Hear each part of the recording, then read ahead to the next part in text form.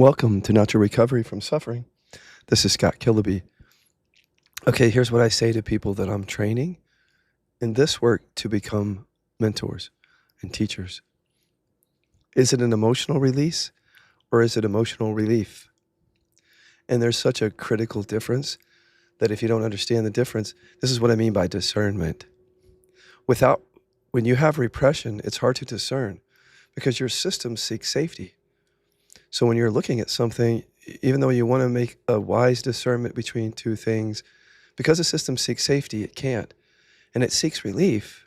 So it tends to mistake emotional relief for an emotional release. Let's define emotional release. I'm not even going to look it up. I'm just going to call it this. Is it something that you didn't even know that you were feeling or that you had just some consciousness of, gets pulled into awareness and allowed.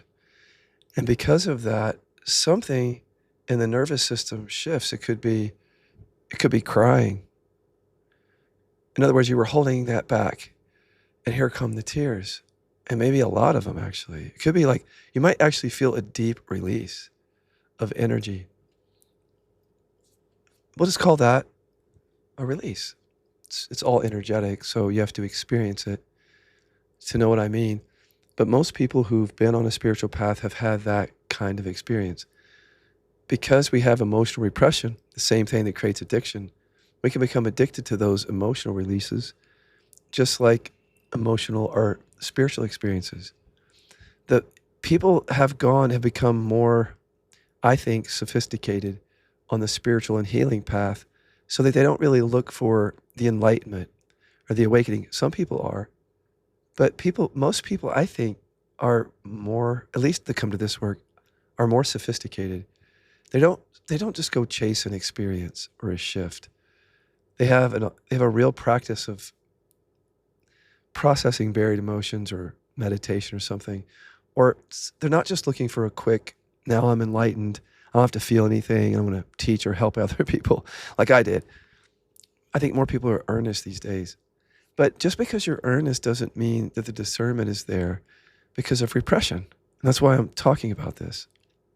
Now, how do you know if you're having an emotional release, which would indicate some shift that's important to have, like maybe even end suffering from that release or end a lot of it, versus emotional relief, which would be the nervous system seeking safety in a particular moment.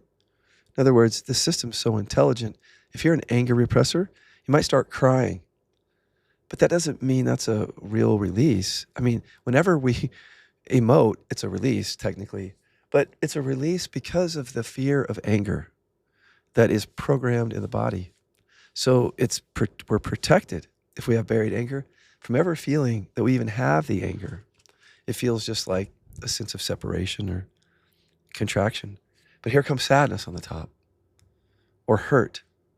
Many anger repressors are very familiar with this emotion, but not very familiar with anger because it's buried. And so when you're in a process, let's say outside of KI, you could very easily mistake an emotional relief, which just means your system kicks into safety and produces sadness because you're an anger repressor. Whereas you think that you're getting an emotional release, which just means it's the same thing happening, but you're not aware of repression. So you call it an emotional release. There's a difference, though.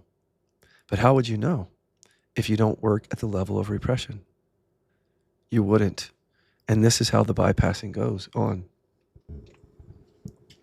But wait, you might say, that what's the harm? If I have emotional releases, or even if I seek those out, aren't I releasing anything? Even if I'm getting temporary relief, isn't that a good thing? There's no good and bad here. We're talking about unconsciousness. So reframe that. Think of it this way. We program ourselves because we have addictive nervous systems that seek safety, to seek safety.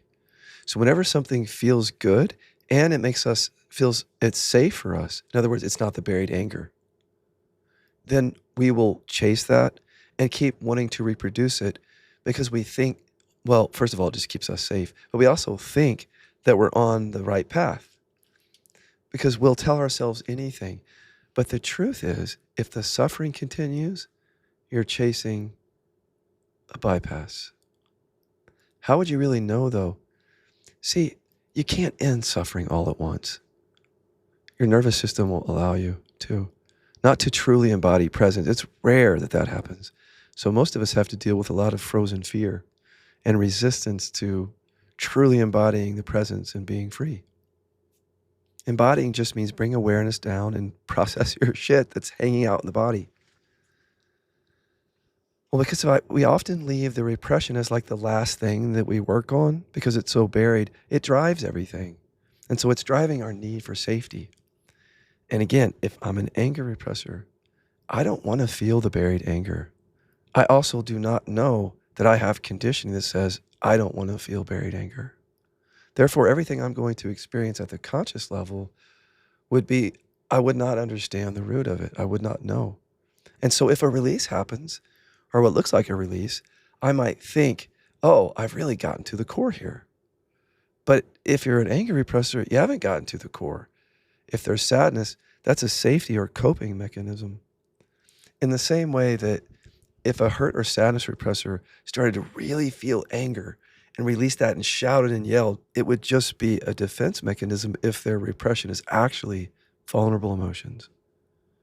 We have to be careful with what rises because it's all safe compared to what's buried. And as I've been saying, that's our main duality. Forget the duality that you see that the mind creates. That's secondary. The first one is what creates that mind for safety. The buried emotions are buried. That's one half of the duality. And then appearing at the surface is false identity, staying safe, belief systems that keep us safe, having to be good, the opposite of being angry, having to be powerful, the opposite of being sad and vulnerable. That's buried. You have to do repression work to see that the real duality is we are it. We are walking around with it. We've buried certain things and things are appearing at the surface that are bamboozling us into thinking that's who we are. And this is my release. And wow, look at all these things that are coming up, these releases. But we're producing all of that for safety from what's under the water. So many of our emotional releases, just safe compared to the buried whatever. You don't want that on your spiritual path. If you totally knew it, if you were conscious of it, you would correct it today. But you're not, because repression makes us unconscious. So you can go chase those emotional releases, but if I were you, I would get to the conditioning that wants that to happen, because that's a distraction from what you've buried. Your system is producing those releases. I've seen it so many times. We've actually pinpointed it in KI because we work at the repression level. So for example, how many times this has happened, if you knew, your head would spin, because it's just so common that every time I get people close to the making conscious of expressing anger in a rapid fire, it's called, the system, or quite often, the system shuts down, freezes, goes into resistance, or starts crying. Or hurt comes up because it's safer than the buried anger. That's not an emotional release. It is technically, but it's created for safety.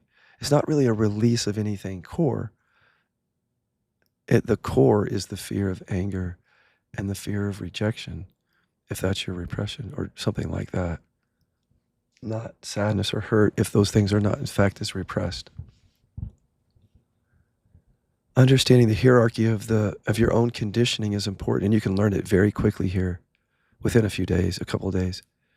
It means how your system produces what it produces for safety, but you have to do the work to see how it happens each moment or each day. That we go looking for releases because we're afraid to feel and express what's true and what's buried. And if we have a release, we think we're done, or we really want to be done because we don't want to feel and express what's true and what's buried. The way that you release, and that's not even the right word for it, transmute repression is through a consistent practice where you just see two markers.